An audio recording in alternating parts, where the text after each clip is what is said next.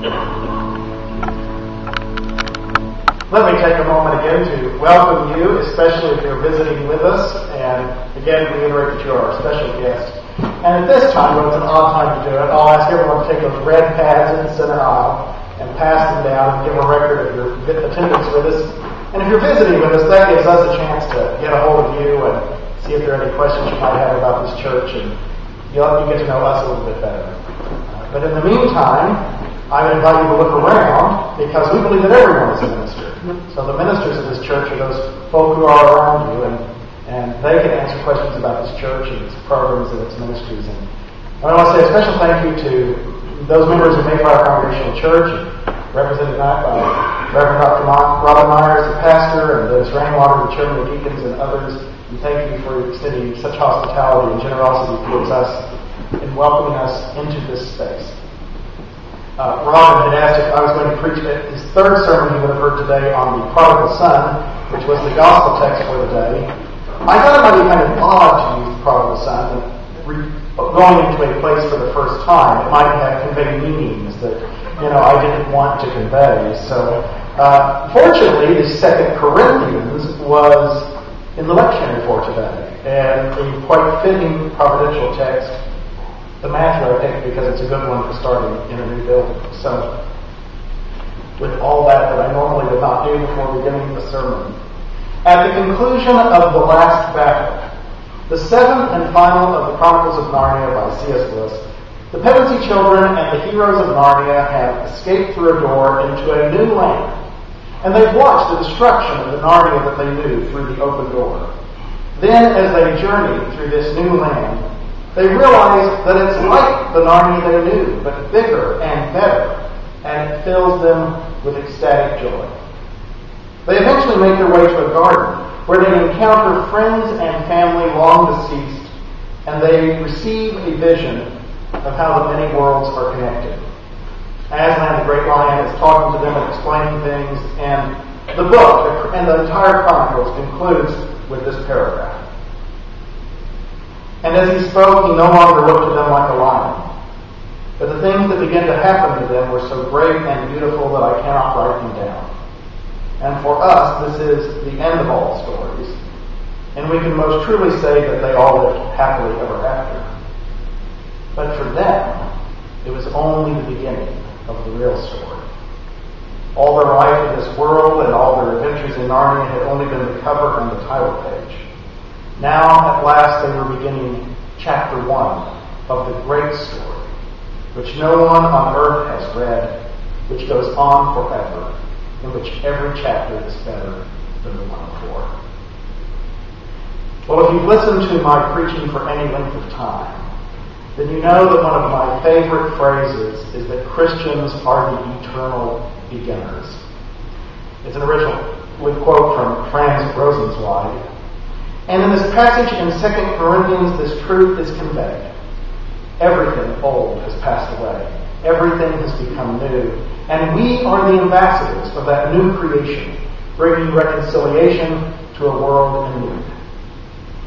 The novelty of adventure is central to our Christian spirituality. Like C.S. Lewis expressed, every chapter of our story is better than the one before. And so today, we, the Cathedral of Hope, live into our Christian identity and spirituality by embarking on a new adventure, writing a new chapter, living as ambassadors of change and new beginnings. It was with great emotion and meaning last week that we took leave of the building of the First Unitarian Church, which we had come to call home over almost 10 years. For many of you, that was the only place you knew as church. And today we begin life together in a new home with new hosts.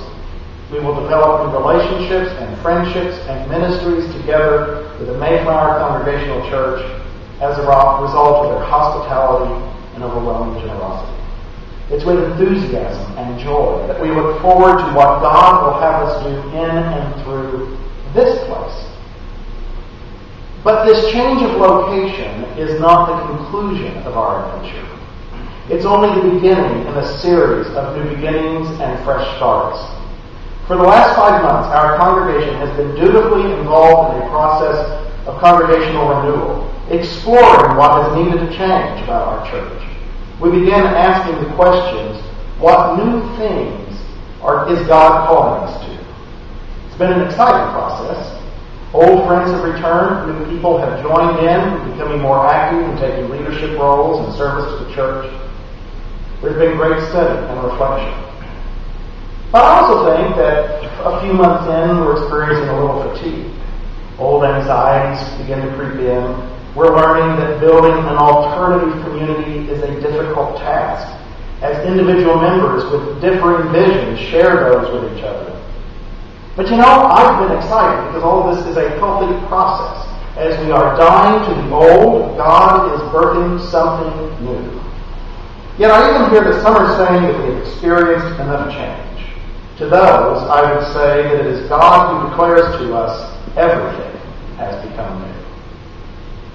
As I said last week, only we can exclude ourselves from the promises and the blessings of God. Only we can get in the way of God's vision for our future being fulfilled. And so I call on you for continued courage, the virtue most required for success in any adventure. So where will we get the courage that's required of us? Commenting on this passage in 2 Corinthians, Casey Thompson, a Presbyterian pastor from Memphis, wrote, "New creation is conceived in imagination, and imagination begins in prayer, in the images that God plants within us. And prayer, of course, begins in holy silence." We know that God wants us to bring reconciliation to this world. That's the central vision of it. Our church is a group of progressive Christians who witness to liberation and hope for all people. Our journey to that future begins in prayer. In order to pray in silence, we must give up our ego and our own notions of what we expect.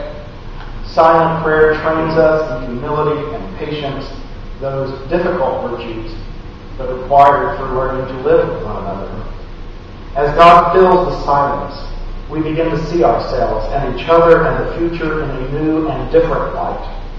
From this divine source arises hope for what is possible, our faith that we will achieve it, our compassion toward one another on the journey, and our courage to take the risks, to be the ambassadors of change and the new.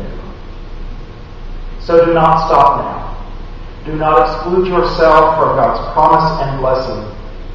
Instead, let us develop a generosity of spirit and a courage of will to embrace our role as God's ambassadors of reconciliation, liberation, and hope. Let us be open to what more and what new God has in store for us. Let our story be a story in which each chapter is better than the one before. Let it be true of us that we are eternal beginners. That is what my prayer is tonight. May it be so.